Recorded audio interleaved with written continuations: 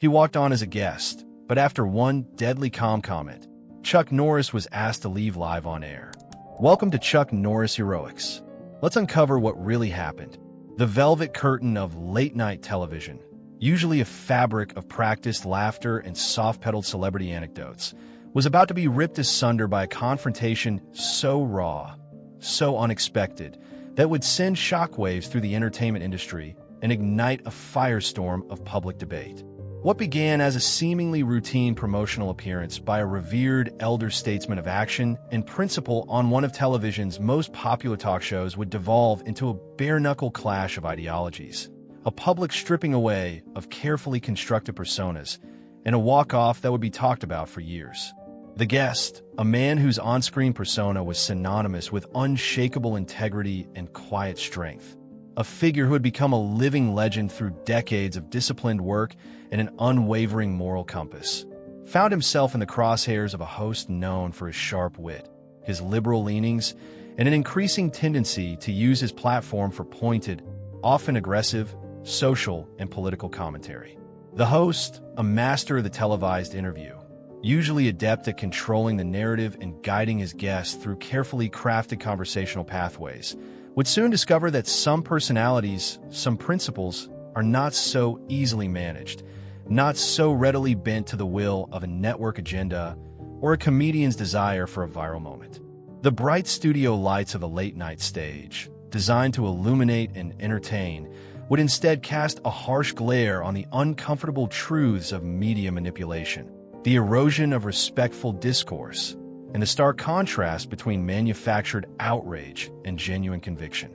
The audience, settled in for an evening of light-hearted banter and celebrity charm, would instead become unwitting witnesses to a dramatic unmasking, a moment when the polished veneer of show business cracked, revealing the complex, often contentious, realities that lie beneath. This wasn't just an interview gone wrong. It was a cultural moment in the making, a definitive statement about where the lines of decency and professionalism are drawn, and what happens when those lines are not just crossed, but obliterated with a smirk and a leading question. The man, the legend, had come to talk about his life, his work, his enduring values, but he would leave having given a masterclass in something far more profound: the art of walking away with one's dignity intact, even when the world is watching and the stage is set for your public humiliation. The air in the green room had been cordial, if not overly warm. The legendary guest, let's call him the patriarch, had a quiet gravitas that tended to subdue the usual backstage frenzy. His publicist had gone over the pre-interview notes with the show's producer. Focus on the new memoir, anecdotes from his storied career, perhaps a few light-hearted comments on his enduring fitness regimen. Politics, personal controversies, inflammatory social issues. These were explicitly off-limits, a standard request for a guest of his stature who preferred to keep his public statements focused and principled. The host, let's call him the jester, had breezed in for a quick handshake and a few perfunctory pleasantries, his smile wide, his eyes, however, holding that familiar, almost predatory glint that his staff knew well. It was the look he got when he sensed an opportunity, a chance to create a moment, something that would cut through the digital noise and get people talking. The patriarch, a man who had navigated the treacherous waters of Hollywood for over half a century, was not naive. He understood the game, but he also operated on a code of conduct, an old-fashioned belief in a man's word, in professional courtesy. He assumed, perhaps optimistically, that the agreed-upon terms of the interview would be honored. As the show's opening theme music blared and the jester launched into his monologue, a rapid-fire delivery of topical jokes and political barbs, the patriarch waited patiently backstage. He was not a man who craved the spotlight, but he understood its utility. This book was important to him, a distillation of a life lived by certain principles, and he wanted to share those reflections with a wider audience. When his name was announced, the studio audience erupted in genuine, sustained applause. This was not just any celebrity. This was an icon, a figure who represented a kind of rugged individualism and moral clarity that seemed increasingly rare. He walked onto the stage with his characteristic measured gait, offering a polite nod to the cheering crowd, a slight, almost imperceptible smile touching his lips. He shook the jester's hand, a firm, no-nonsense grip, and settled into the guest chair. The initial segment was smooth, almost predictable. The jester lobbed a few easy questions about the memoir, eliciting some thoughtful, if concise, responses from the patriarch. They touched upon his early martial arts training, the discipline it instilled, the unexpected journey from a quiet, unassuming young man to a global action hero. The patriarch spoke of perseverance, of the importance of faith, not in a preachy way, but as a quiet anchor in his life. The audience was engaged, listening intently. The jester, too, seemed attentive, nodding along, interjecting with occasional quips that kept the energy light. But then, as the first commercial break approached, the jester leaned back, a subtle shift in his posture, a new focus in his eyes. "That's all fascinating, truly," he said, his voice taking on a more serious, almost investigative tone. "And your faith is clearly a huge part of who you are. But in this day and age, faith, particularly traditional faith, is often seen as being at odds with a lot of modern progressive values. How do you navigate that? Especially in Hollywood, which is, let's face it, a pretty liberal town." The question, while not overtly aggressive, was a clear deviation from the agreed-upon topics. The patriarch's internal antenna, honed by years of media encounters, twitched. He paused, his gaze steady. "My faith is about love, respect, and personal responsibility. Jester," he replied, his voice calm but firm. "Those are values that I believe are universal and timeless. I don't see them as being in conflict with any particular ideology, as long as that ideology also values human dignity." The jester nodded, but it was the nod of someone who was merely acknowledging a response before moving on to their real point. The air in the studio, subtly at first, began to change. The easy warmth was dissipating, replaced by a cooler, more calculated atmosphere.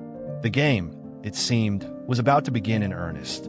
The jester's smile, which had momentarily softened during the patriarch's talk of universal values, now reasserted itself with a sharper, more probing edge. He consulted his blue note cards, a prop that often signaled a shift from congenial host to interrogator. "Universal values, yes, but specifics matter, don't they? For instance, you've been quite open about your support for what many term traditional family structures.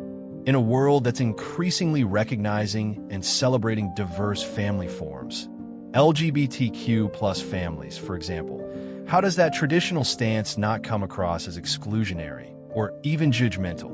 The patriarch met the jester's gaze without flinching. His posture remained relaxed, but there was a new alertness in his demeanor, the subtle tightening of a warrior sensing the first probe of an opponent.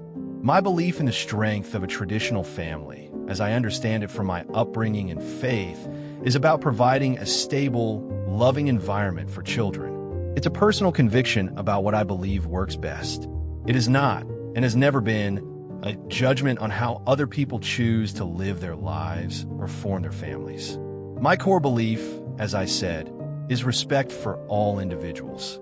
Love and commitment can exist in many forms, and the well-being of children is paramount, regardless of the structure of their family." His answer was measured, articulate, and clearly intended to defuse the implied accusation. He was offering a path to common ground, to understanding. But the jester seemed uninterested in common ground. He pressed forward, his tone taking on a more insistent quality. "But patriarch, actions speak louder than words, and affiliations matter.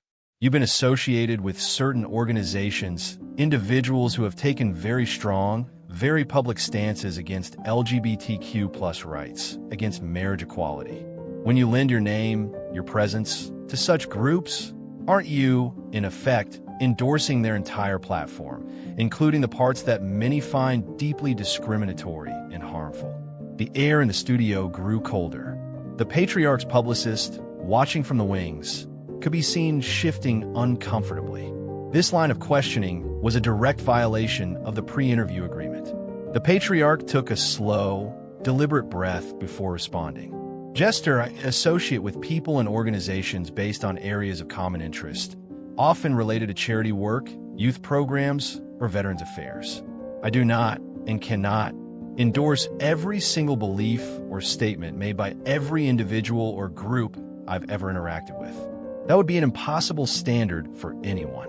My focus is on the good work we can do together in specific areas.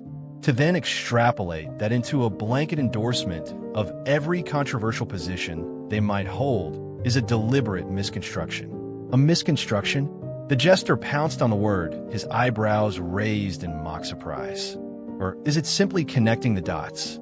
If you're standing on a stage with someone who is actively campaigning against the rights of a marginalized group, isn't it reasonable for people to assume you are at the very least comfortable with that position?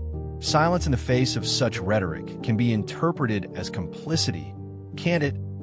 The patriarch's jaw tightened. The calm he had maintained was being sorely tested. Silence is not complicity. Jester, especially when one's life and work have consistently demonstrated a commitment to treating all people with dignity. Complicity is when you stand by and allow someone's character to be unjustly attacked, their words twisted, their intentions maligned, without speaking up. What I'm doing now is speaking up. I am telling you that your line of questioning is based on false premises and is designed to provoke rather than enlighten. The directness of the rebuke caught the jester off guard for a moment. He blinked, then quickly recovered, his smile becoming a thin, almost predatory line. Provoke? Or perhaps, patriarch is designed to get an honest answer from someone who is usually very skilled at avoiding them. People admire you. They look up to you. They want to know where you truly stand on these important social issues, not just hear carefully worded platitudes about respect and dignity. The shift from jester to patriarch in his address was subtle but significant. It was a move from host to guest informality to a more challenging, almost confrontational stance. The patriarch recognized it immediately. The gloves were coming off. The interview, as originally conceived, was over. A new, more dangerous exchange was beginning, and he knew he had to choose his next words, his next actions, with extreme care. The studio audience was rapt, sensing the escalating drama. The usual light-hearted energy of the show had been completely replaced by a tense, almost courtroom-like atmosphere. The patriarch leaned forward slightly, his voice dropping a little, but losing none of its inherent authority. Jester, my honest answer is that I believe in treating every human being with the respect they are due as a child of God. My honest answer is that I don't believe it's my place, or yours, to sit in judgment of another person's life or love. My honest answer is that I think our country, and perhaps the world, would be a far better place if we spent less time trying to find reasons to condemn each other and more time trying to find common ground and understanding. Is that clear enough for you? The jester let out a short, dry laugh that held no amusement. Clear as mud, patriarch. That's the kind of answer that allows you to appeal to everyone while committing to nothing. It's the politician's answer, isn't it? Love everyone, judge no one, while still aligning with groups that do precisely the opposite. It's a bit convenient, wouldn't you say? The accusation of political maneuvering, of disingenuousness, struck a nerve. The patriarch's eyes, which had remained steady, now narrowed almost imperceptibly. There is nothing convenient about standing for principles that may be unpopular in certain circles, jester. There is nothing convenient about trying to live a life of integrity in a world that often seems to reward cynicism and division. And there is certainly nothing convenient about being subjected to a line of questioning on national television that is clearly designed not to seek truth, but to create controversy and to paint me as some kind of hypocrite or bigot. The directness of the counterattack was stunning. The patriarch was no longer just defending his views. He was questioning the jester's motives, his professionalism, his very integrity as a host. The audience let out a collective, soft gasp. This was beyond the pale of typical late-night banter. This was a full frontal assault on the host himself. The jester's practiced smile vanished completely, replaced by a look of barely concealed anger. Are you questioning my integrity, patriarch? I'm a journalist. I ask tough questions. That's my job. If you can't handle that, If you can't defend your positions without resorting to personal attacks on me, then perhaps you're not as secure in those principles as you claim to be. I'm not attacking you personally, Jester. The patriarch responded, his voice still measured but now with an edge of cold steel. I am, however, questioning your methods. There is a profound difference between tough questions and a deliberate, misleading ambush. There is a difference between seeking clarification and attempting to publicly shame someone for beliefs that don't align with your own preferred narrative. And as for my security and my principles, I assure you, it is unshakable. It has been tested far more severely and by far more formidable opponents than you. The implication was clear. The jester, in the patriarch's eyes, was not a formidable opponent, merely an unprofessional one. The insult, though delivered with icy calm, was devastating. Crew members in the studio exchanged alarmed glances. The floor manager was speaking urgently into his headset, likely getting instructions from a panic control room. The jester's face was now flushed. He had lost control of the interview, and he knew it. His attempt to corner the patriarch had backfired spectacularly, and he was now the one on the defensive. He tried to recover, to regain the offensive, but his next words sounded more petulant than probing. So, you're saying I'm not allowed to ask you about your public associations? I'm not allowed to question the potential impact of your views? Is that the kind of respect you're talking about? One where you're immune from criticism? The patriarch shook his head slowly, a look of weary disappointment settling on his features. No, Hester, that is not what I'm saying. I'm saying that criticism should be fair. It should be honest. It should be based on facts, not innuendo. It should be delivered with a modicum of respect, not with a clear intent to demean and embarrass. What you have done here tonight fails on all those counts. You have not engaged in a dialogue. You have staged a prosecution. And frankly, I have no interest in participating in it any further. The finality in his tone was unmistakable. The patriarch was drawing a line, not just about the content of the interview, but about the very nature of the engagement. He was refusing to be a pawn in the jester's game. The power dynamic in the studio had shifted entirely. The guest, the man who was supposed to be on the defensive, now held all the cards. The jester, seeing his carefully laid trap not only fail but spring back on him, seemed to lose his composure entirely. His voice rose, a note of desperation creeping in. So, what are you going to do, patriarch? Walk out? Is that your answer when someone challenges you? Run away from the tough questions? That'll really prove your point about integrity, won't it? The taunt was blatant, a last-ditch effort to provoke a reaction. Any reaction that might shift the narrative back in his favor. But the patriarch was beyond being goaded by such tactics. He looked at the jester, not with anger, but with something that approached pity. Running away, jester? No. I've never run from a fight in my life, whether it was in a ring, on a movie set, or in defense of my principles. What I am considering is removing myself from a situation that is unproductive, unprofessional, and frankly, beneath the dignity of both your office and mine. He paused, allowing the weight of his words to settle. There's a difference between engaging in a challenging but respectful debate and participating in a pre-scripted character assassination. You seem determined to engage in the latter. I am not. The patriarch then did something that no one in the studio, least of all the jester, expected. He turned slightly in his chair, addressing not the host, but the studio audience, and by extension, the millions watching at home. His voice, though still firm, softened, taking on a tone of regretful explanation. Ladies and gentlemen, he began, I came here tonight in good faith to discuss my recent work and to share some reflections on a life that has been, in many ways, very blessed. I believe in open dialogue. I believe in the exchange of ideas, even when those ideas are different. However, I also believe that such dialogue must be conducted with a fundamental level of respect and honesty. It has become clear to me that this is not the spirit in which this particular conversation is being conducted.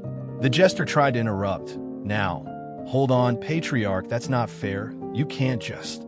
But the patriarch raised a hand, a subtle gesture, yet it silenced the jester instantly. The authority he commanded was absolute.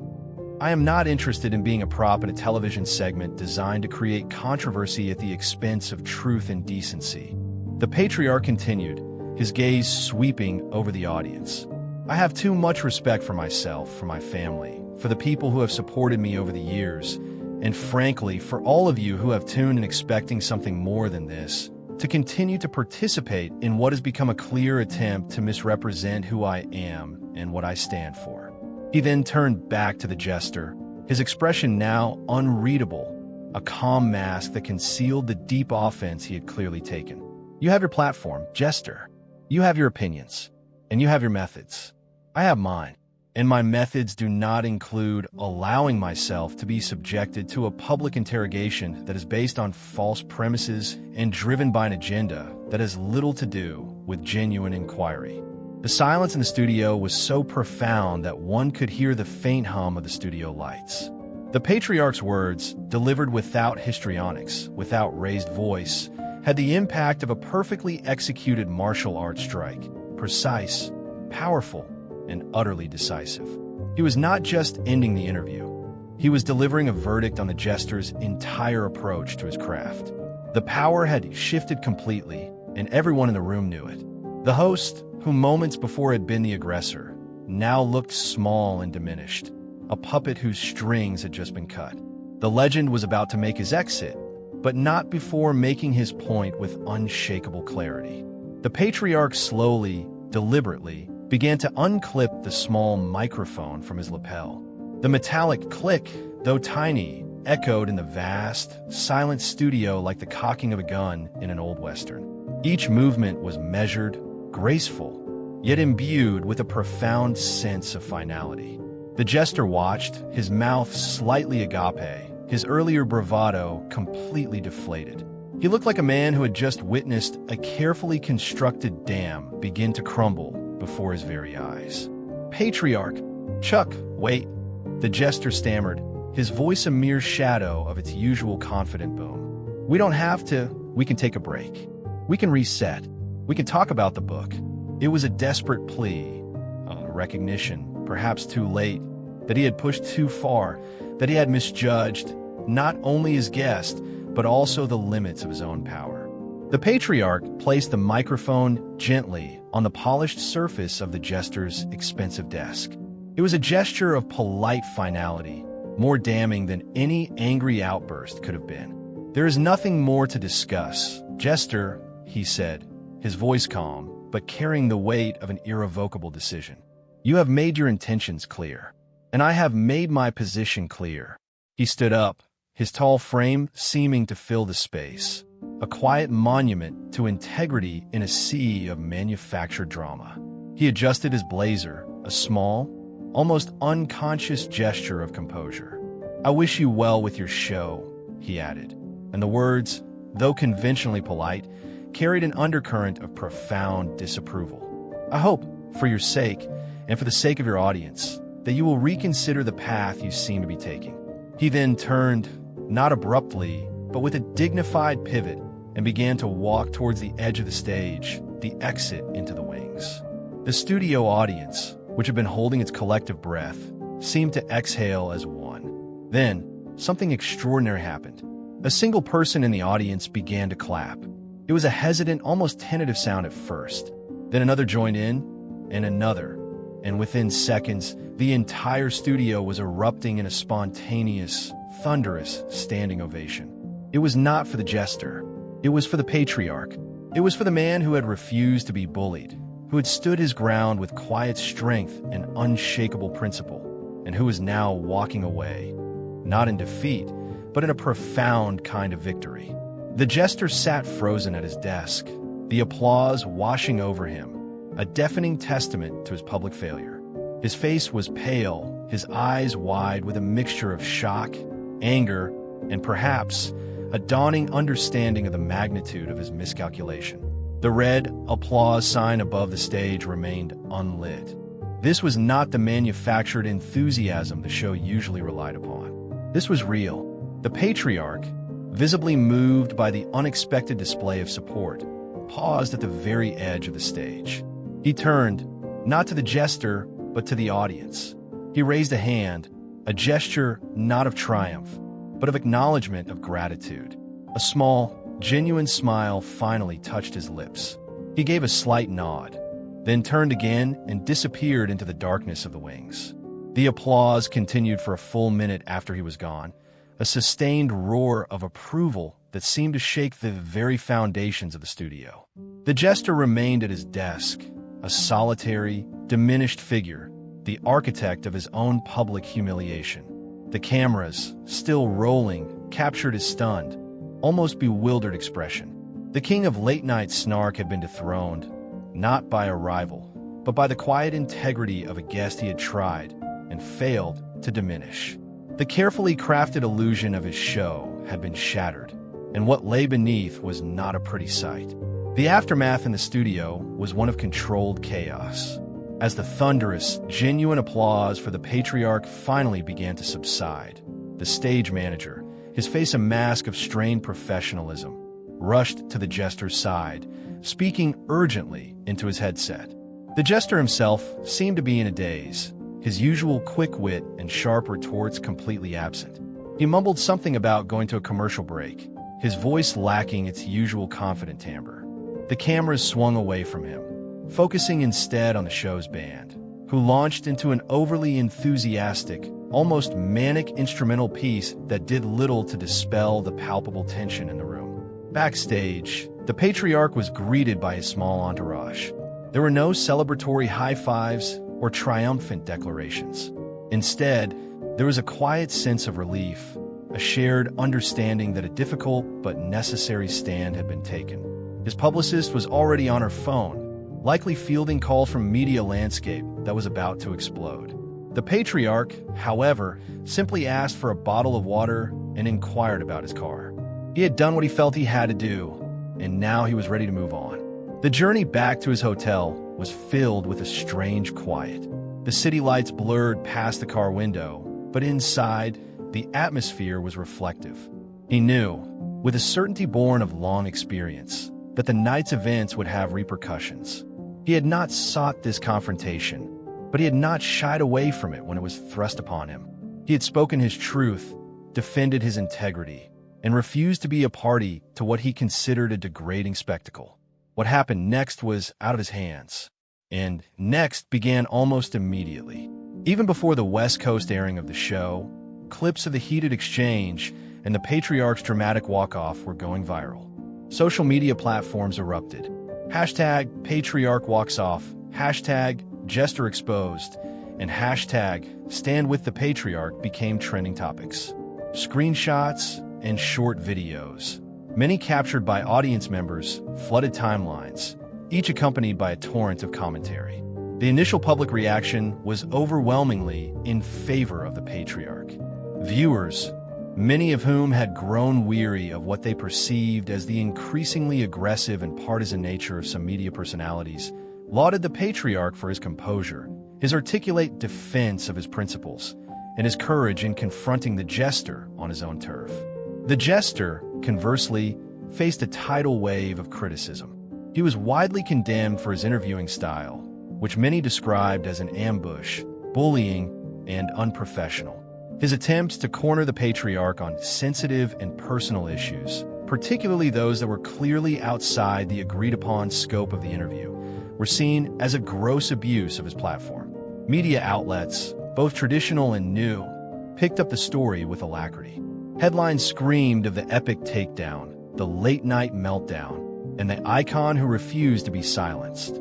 Pundits and commentators dissected every nuance of the exchange, analyzing the jester's motives, the patriarch's responses, and the broader implications for celebrity interviews and media ethics. Some attempted to defend the jester, arguing that he was simply doing his job, asking tough questions of a powerful public figure. But this viewpoint was largely drowned out by the chorus of disapproval. The consensus seemed to be that there was a vast difference between rigorous journalism and disrespectful grandstanding, and the jester had strayed far into the latter category. The network that aired the jester's show found itself in an immediate crisis. Advertisers were reportedly expressing concern. affiliates were fielding angry calls from viewers. The carefully cultivated image of the show as a smart, edgy, and influential player in the late-night landscape was rapidly unraveling. The jester himself remained uncharacteristically silent in the immediate aftermath, a stark contrast to his usual voluble presence on social media. It was a silence that spoke volumes, interpreted by many as an admission of guilt, or at least a recognition of the severity of the damage he had inflicted upon himself and his show. The patriarch, in contrast, maintained his dignified silence, allowing his actions on the show to speak for themselves. His reputation, already formidable, seemed only to be enhanced by the incident. He was seen as a man of principle who had stood up to a media bully and won, not by sinking to his opponent's level, but by rising above it. The days following the on-air implosion saw the story dominate news cycles, transcending the usual entertainment gossip and sparking broader conversations about media responsibility, the nature of public discourse, and the often toxic relationship between celebrities and the press. The Jester's show, upon his return to air after a conspicuously timed, previously scheduled break, attempted to address the controversy, but the effort was widely seen as a failure. His apology, if it could be called that, was a masterpiece of deflection and self-justification, blaming misunderstandings and the heated nature of live television, rather than taking direct responsibility for his own aggressive and disrespectful conduct. He even attempted a few light-hearted jokes about the incident, but they fell flat, met with an awkward silence from a studio audience and a fresh wave of criticism online. It was clear that the public was not in a forgiving mood, and the jester's attempts to downplay the severity of his actions only seemed to deepen the wound. Meanwhile, the patriarch's memoir, the original reason for his ill-fated appearance on the show, experienced a massive surge in sales. Readers were eager to learn more about the man who had so calmly and powerfully dismantled one of television's most prominent hosts. The book's themes of integrity, perseverance, and living a principled life resonated even more strongly in the wake of the interview, offering a stark contrast to the behavior the jester had displayed. Other celebrities, some of whom had their own uncomfortable experiences with aggressive interviewers, began to speak out, albeit often cautiously, in support of the patriarch or in criticism of the gotcha style of journalism that seemed to prioritize conflict over content. There was a sense that the patriarch's stand had emboldened others, creating a small but significant shift in the power dynamic between interviewer and interviewee. Industry insiders speculated about the long-term damage to the jester's brand. Could he recover his credibility? Would guests, particularly those with more conservative or traditional viewpoints, be willing to subject themselves to his style of interrogation in the future? The incident had exposed a vulnerability, a meanness that, once seen, could not easily be unseen. The network, while publicly supporting their host, was undoubtedly engaged in intense behind-the-scenes discussions about the future direction of the show and the need for a significant course correction. The financial implications of alienated viewers and wary advertisers were a powerful motivator. For the patriarch, life continued, largely unchanged on the surface. He made no further public statements about the incident, preferring to focus on his ongoing charity work and his quiet family life. He had not sought to become a symbol of resistance against media bullying, but his actions had inadvertently cast him in that role. His legacy, already cemented by decades of work, now had a new, unexpected chapter. The man who had walked off a late-night show and, in doing so, had spoken volumes about the importance of dignity and respect in an increasingly uncivil public square. The quiet strength he had displayed, the refusal to be diminished, resonated far beyond the confines of a television studio, offering a powerful lesson in how to navigate a world that often seems determined to tear down rather than build up. His was a victory not of volume, but of value. The ripple effects of that single, explosive interview continued to spread, subtly reshaping the landscape of late-night television and public discourse. The jester's show, while it didn't disappear from the airwaves, operated under a newly critical public gaze. Every pointed question, every sarcastic aside, was now scrutinized for echoes of the aggression that had led to the patriarch's dramatic exit. There was a palpable sense that the host was walking on eggshells, his usual confidence replaced by a more tentative, almost chastened demeanor.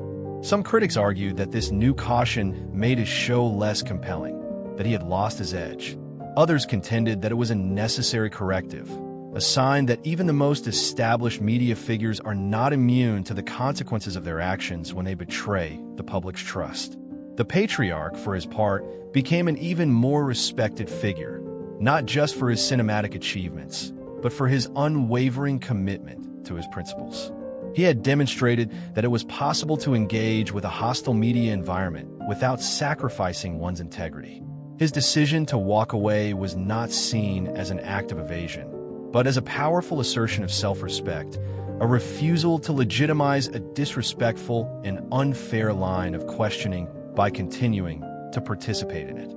This act resonated with many who felt that public figures were too often forced to endure humiliating or biased treatment from interviewers seeking to create sensational moments.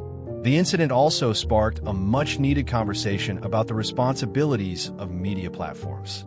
Was the goal to inform, to entertain, or to provoke? And if it was to provoke, where was the line between legitimate inquiry and a deliberate attempt to incite conflict for ratings? The jester, in his pursuit of a viral takedown, had inadvertently exposed the cynical machinery that sometimes drives such encounters, and the public's reaction suggested a deep weariness with that particular brand of media engagement. In the months that followed, other guests on other shows seemed to exhibit a new assertiveness, a willingness to push back against questioning they deemed unfair or disrespectful. It was as if the patriarch's stand had subtly recalibrated the acceptable terms of engagement. The old dynamic, where the host held all the power and the guest was expected to politely endure whatever was thrown their way, seemed to be undergoing a slow but significant transformation. The patriarch himself, when he did occasionally grant interviews to promote his ongoing projects, found that he was treated with a new level of deference, a marked respect that perhaps had not always been so evident before. Interviewers seemed more mindful of their tone, more careful in their phrasing, as if the ghost of the jester's disastrous encounter loomed as a cautionary tale. The memoir the patriarch had been promoting that night became a bestseller, its pages filled with reflections on a life guided by principles that had been so dramatically tested and affirmed on that late-night stage. Readers found in his words a quiet wisdom and an unshakable moral compass that felt like an antidote to the often chaotic and cynical tenor of modern times. His message of respect, discipline, and personal responsibility resonated with a public hungry for authenticity. Ultimately, the fiery altercation was more than just a fleeting television scandal. It was a moment of profound cultural significance, a public referendum on the kind of discourse we value and the kind of behavior we are willing to tolerate from those who wield the power of the media. The patriarch, by simply being true to himself, had inadvertently become a catalyst for change, reminding everyone that true strength isn't about shouting the loudest or landing the most vicious blow.